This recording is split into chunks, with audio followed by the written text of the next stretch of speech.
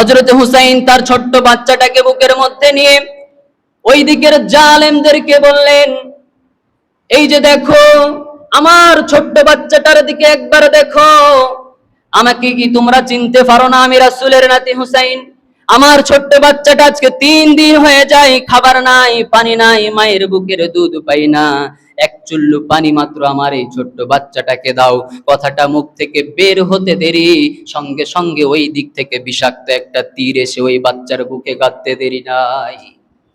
মাথার মধ্যে বাচ্চাটাকে নিয়ে থাকা অবস্থায় যে সময় বুকের মধ্যে তীর লেগেছে, ছোট্ট বাচ্চার শরীরের রক্তগুলো দরদর করে বাবার চেহারার মধ্যে পড়তেছে। হযরতে হুসাইন শরীরের মধ্যে হাত লাগায়া বাচ্চার রক্তগুলোকে নিজের মুখের মধ্যে মাখাইতেছে আর আল্লাহকে ডাক দিয়ে বলতেছেন, আল্লাহ, আপনার জমিনের মধ্যে আপনার দ্বীন কায়েম করতে গিয়ে আমার কাছে কোনো কিছু মনে হয় না। এবার ছোট্ট বাচ্চাটাকে বুকের মধ্যে নিলেন, একটু মনটা লাগায়া দেন। বুকের মধ্যে নিয়ে মুখের মধ্যে চুমু খাওয়ার পর জনন দুঃখিনী মার কাছে যাওয়ার পরে মাকে গিয়ে বলতেছেন, এই যে নাও তোমার কলিজার টুকরা মানিককে নাও, এই যে দেখো তোমার কলিজার টুকরা সন্তানটা ঠান্ডা হয়ে গিয়েছে, এমন ঠান্ডা হয়েছে আর কোনোদিন তোমাকে দ্বিতীয়বার বলবে না, আর কোনোদিন তোমাকে দ্বিতীয়বার পানির জন্য বিরক্ত করবে না, এমন ঠান্ডা হয়ে গিয়েছে তোমার এই কলিজার টুকরা সন্তান আর কোনোদিন তোমার কাছে পানি চাইবে না। এইভাবে বলে যখন মার কোলের মধ্যে দিয়ে দিলেন, ইয়াজিদকে যেই দিন তিনার পিতা মৃত্যুবরণ করার সময় ঘোষণা দিয়ে গেলেন, আমার সন্তান পরবর্তী গভর্নর হবে। তিনি যদিও শাসক হওয়ার যোগ্যতা ছিল, কিন্তু তাকওয়া তার মধ্যে ছিল না। তাকওয়ার দিক থেকে অনেক বড় বড় সাহাবী ছিলেন, যেমন হযরতে হুসাইন রাদিয়াল্লাহু তাআলা আনহু ছিলেন, হযরত আব্দুল্লাহ ইবনে ওমর ছিলেন, হযরত আব্দুল্লাহ ইবনে আব্বাস রাদিয়াল্লাহু তাআলা আনহু সহ আরো বড় বড় সাহাবী ছিলেন, যারা গভর্নর হওয়ার অর্থাৎ প্রেসিডেন্ট হওয়ার যোগ্যতা রাখত।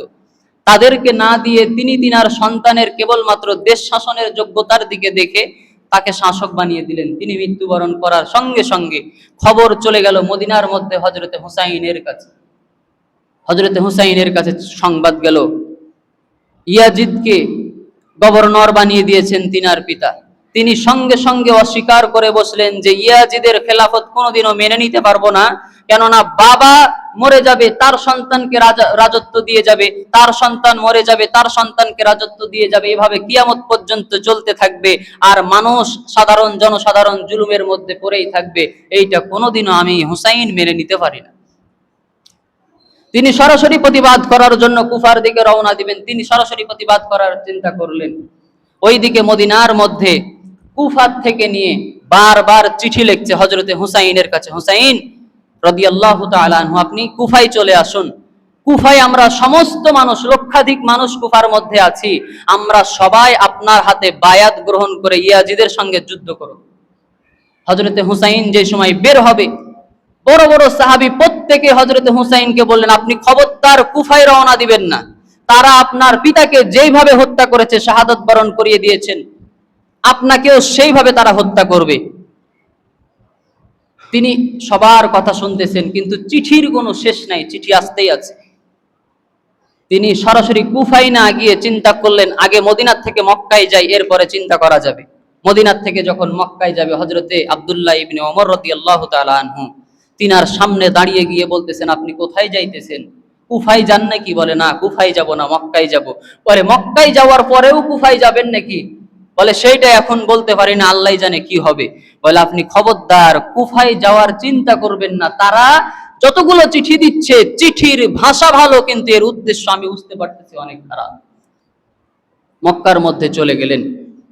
মক্কায় যাওয়ার সঙ্গে সঙ্গে মদিনার মধ্যে কুফাবাসী ডাকতেছিল ইয়াজিদের সঙ্গে যুদ্ধ করবে, জন্য যতটুকু চিঠি দিয়েছিলেন, মক্কায় যাওয়ার সঙ্গে আরো ডবল চিঠি আসতে লাগলো। তিনি খবর নেওয়ার জন্য তিনার চাচাতো ভাই পাঠিয়ে দিলেন যে যাও কুফার মধ্যে গিয়ে দেখো কুফার অবস্থা আসলেই সঠিক কিনা।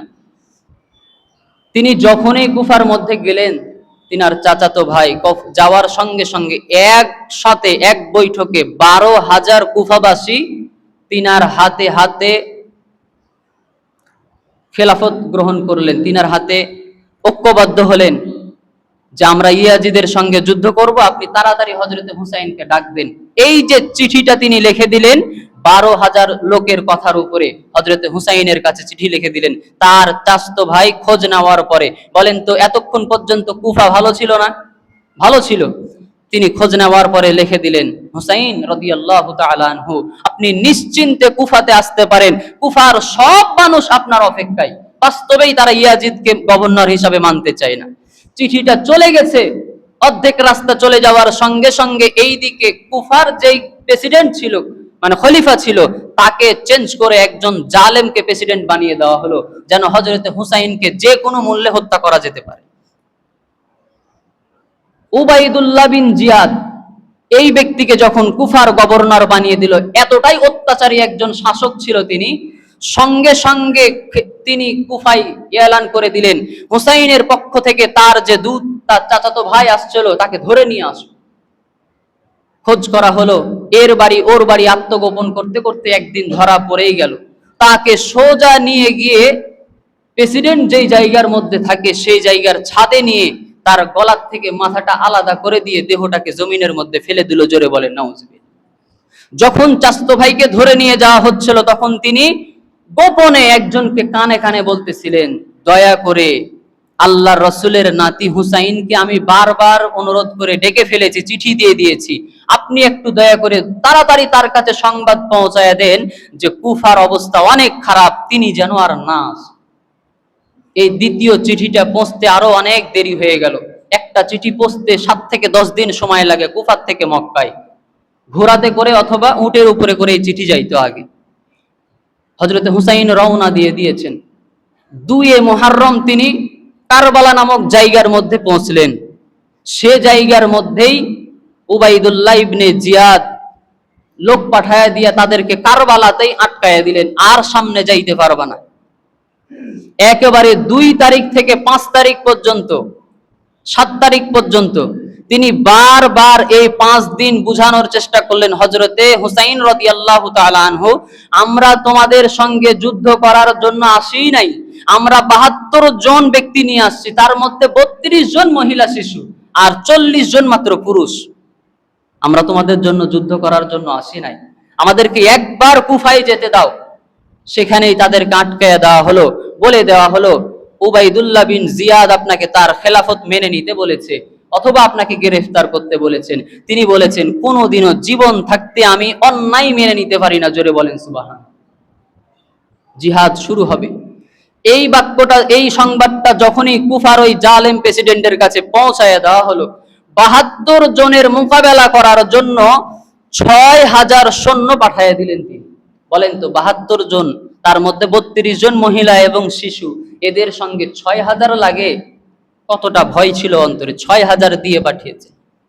7 তারিখ মুহররমের 7 তারিখ ছোট্ট ছোট্ট বাচ্চা, মহিলা সবাই ওই মরুভূমির মধ্যে যখন অবস্থান করতেছে, 7 তারিখে পানি বন্ধ করে দেওয়া হলো।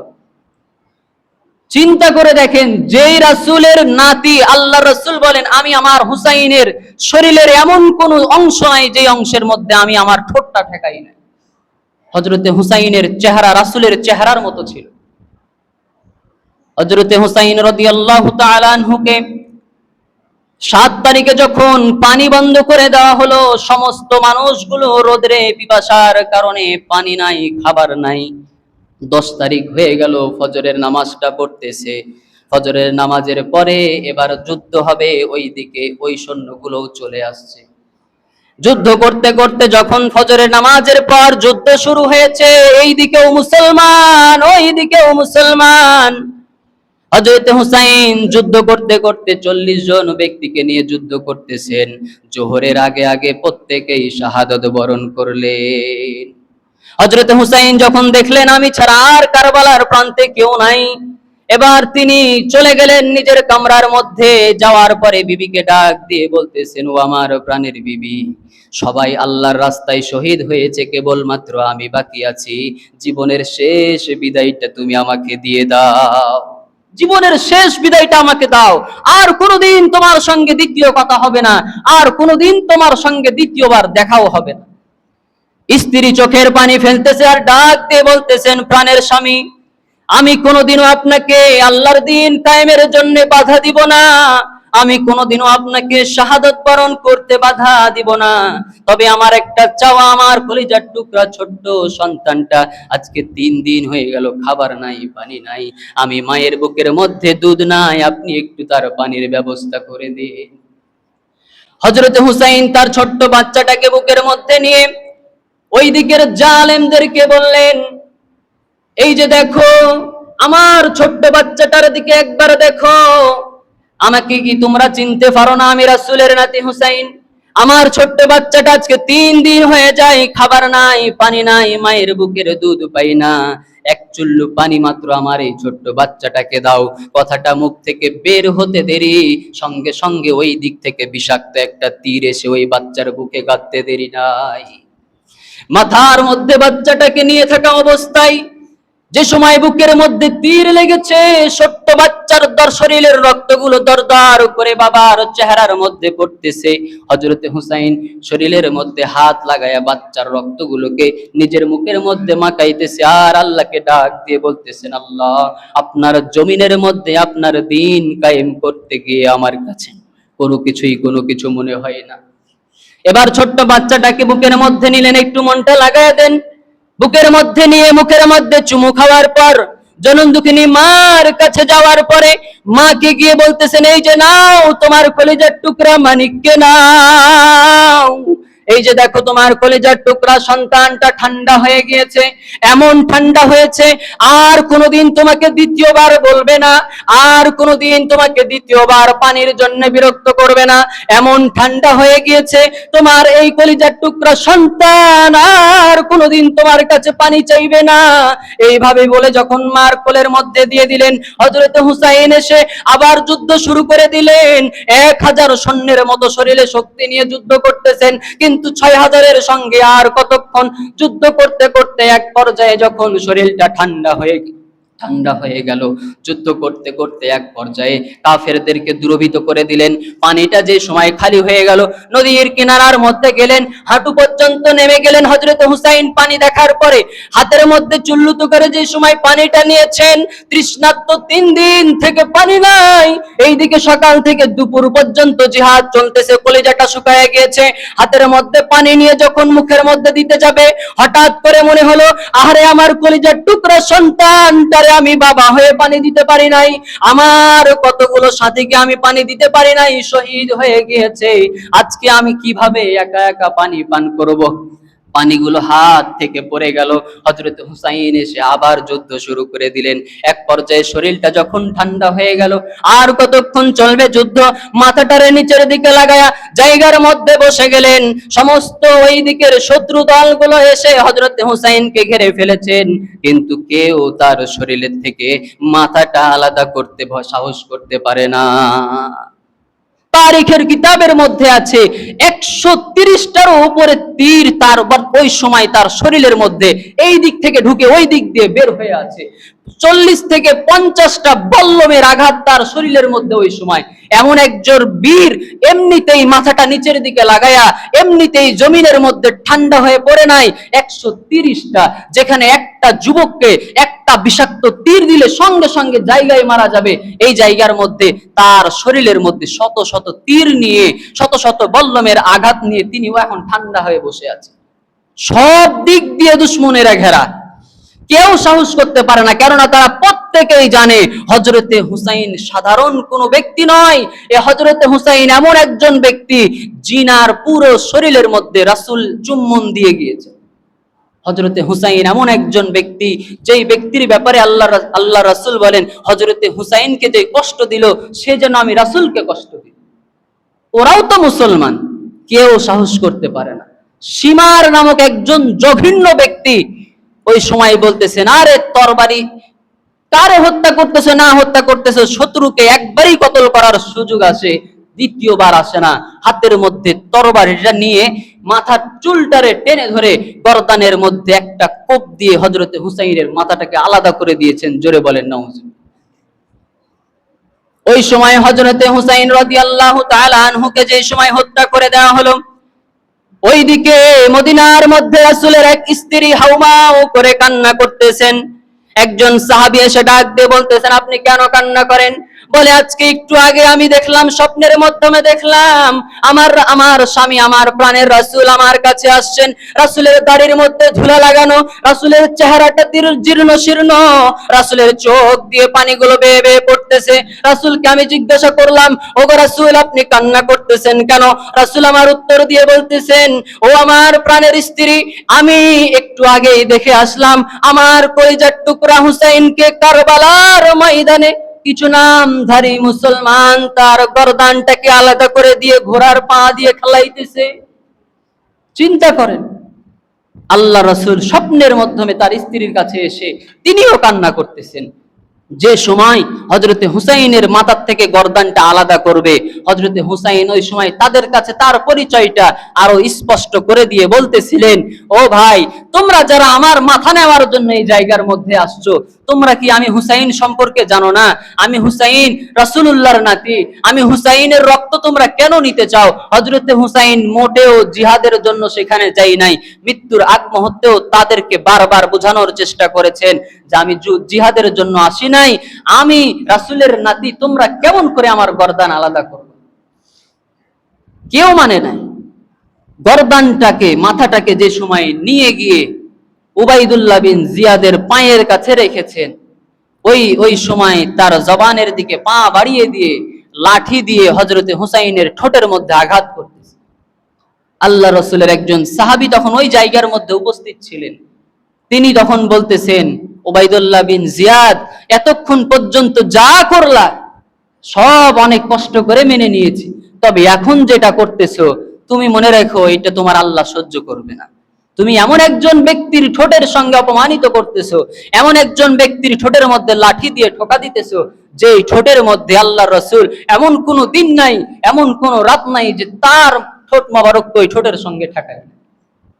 ইসলামের ইতিহাস দেখেন, নিজে জীবনটা দিয়ে দিলেন একটা মাত্র কারণে। সে কারণটা হচ্ছে যে কোন জালেমকে সরকার, কোন জালেমকে গভর্নর বানানো যাবে না, কোন রাজার ছেলে রাজা হবে এই আইন দুনিয়াতে বাস্তবায়ন করা যাবে না। আজকে দেখেন আমাদের ইসলাম সম্পর্কে বড় বড় কিছু হয়ে যায়।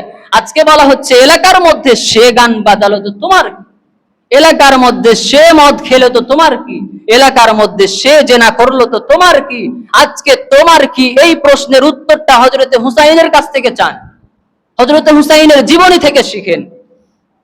সে রাজার ছেলে রাজা বানায়া দিয়ে চলে গেল, তো আমাদের কি ছিল? এই কথা বলে যদি থাকতেন আজকে সবাই আজীবন গোলামি থেকে যেতেন, কোনোদিনও নিজে হক কথা বলার সুযোগও পেতেন না। ওই রাজার ছেলে রাজা হতো, আমাদেরকে শাসন করেই আছে। হক দুনিয়াতে বাস্তবায়ন করতে গেলে রক্ত ঝরাইতে হবে। কারবালার ময়দান আমাদেরকে এটাই শিক্ষা দেয়, হক বাস্তবায়ন করতে গিয়ে প্রয়োজনে মাথা আলাদা হয়ে যেতে পারে, কিন্তু পিছু পা হওয়া যাবে না। আপনারা এই ঘটনার আরেকটা অংশ দেখেন, হযরতে হুসাইন যে সময় মৃত্যুবরণ করবে, জিহাদের আগ মুহূর্তে তার সমস্ত সাথীদেরকে তিনি বলেছিলেন যে আমার সাথীরা, ফজরের নামাজ হয়ে গিয়েছে, এখন যুদ্ধ শুরু হবে, আমি মারা যেতে পারি, শাহাদত বরণ করতে পারি, তোমরা সবাই মদিনায় ফেরত চলে যাও। ওই সময় 40 জন ওই জায়গার মধ্যে দাঁড়িয়ে যারা বড় ব্যক্তি ছিলেন হযরতে হুসাইনকে বলতেছেন, আজকে আপনাকে যদি এই জায়গার মধ্যে একা ফেলে চলে যায়, কাল কিয়ামতের ময়দানে রাসূলের সামনে দাঁড়িয়ে কি জবাব দিব? অতএব আসছি একসঙ্গে, যদি বিদায় নিতে হয় তাও নিব একসঙ্গে। হযরতে হুসাইন যুদ্ধ করার জন্য যাই নাই। অনেকেই মনে করে যে কারবালার ময়দানে তিনি যুদ্ধ করার জন্য গিয়েছিলেন, না। যুদ্ধ করার আগ মুহূর্তে হযরতে হুসাইন যখন দেখলেন এরা যুদ্ধ করবে আমাদের সঙ্গে, কোনো রাস্তা নাই, তখন তিনি 3টা সূরত তাদের কাছ থেকে চেয়েছিলেন। কতটা শক্ত দিলওয়ালা হলে তাদের একটা চাওয়াও পূরণ করে নাই। চিন্তা করেন, 1 নাম্বার, আমরা আপনাদের সঙ্গে যুদ্ধ করার জন্য আসি নাই, আপনি আমাদেরকে পেছনে ফেরত যাওয়ার সুযোগ করে দেন, মক্কার মধ্যে যেখান থেকে আসছে সেখানে চলে যাব।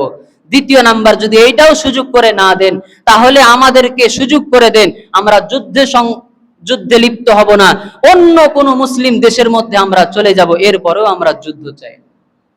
3য় নাম্বার, যে ইয়াজিদের কারণে আজকে এই কাজগুলো হতে যাচ্ছে, আমাদেরকে ইয়াজিদ পর্যন্ত যাওয়ার সুযোগ করে দেন, আমি গিয়ে তাকে বুঝালে অবশ্যই সে বুঝতে পারে।